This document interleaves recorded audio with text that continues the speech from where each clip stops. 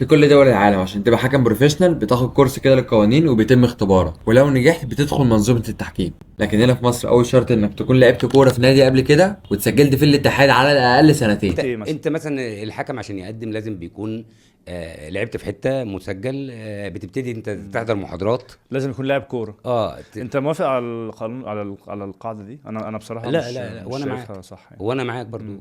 وده طبعا قانون عقيم وملوش اي لازمة. دول زي امريكا واسبانيا عشان تبقى حكم بتدخل اكاديميات واختبارات، ولو امكانياتك تناسب انك تشتغل حكم بتشتغل حكم عادي جدا من غير ما تلعب كورة او تتسجل في الاتحاد.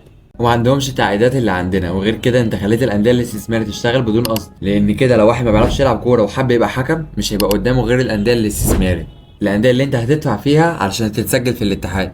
وده غير انك لازم تبتدي في سن صغير عشان التدرج التحكيمي في مصر بياخد وقت. بتبتدي بالناشئين وتقعد فيها 3 سنين، بعديها بتبقى درجه رابعه وتقعد فيها 3 سنين، بعد كده تبقى درجه ثالثه وتقعد فيها 3 سنين، وهكذا. يعني عقبال ما تبقى درجه اولى يكون طلع عينك وكرهت التحكيم. وبعيدا بقى عن امكانياتك، يعني انت ممكن تبقى حكم ممتاز بس انت لسه بتحكم في الدرجه الرابعه بسبب القانون ده، وممكن يبقى حكم مستواه على قده بس هو بيحكم في الدوري ممتاز بسبب ان هو عدى عليه شويه وقت، وانت مفيش في ايدك اي حاجه تعملها بسبب القانون ده.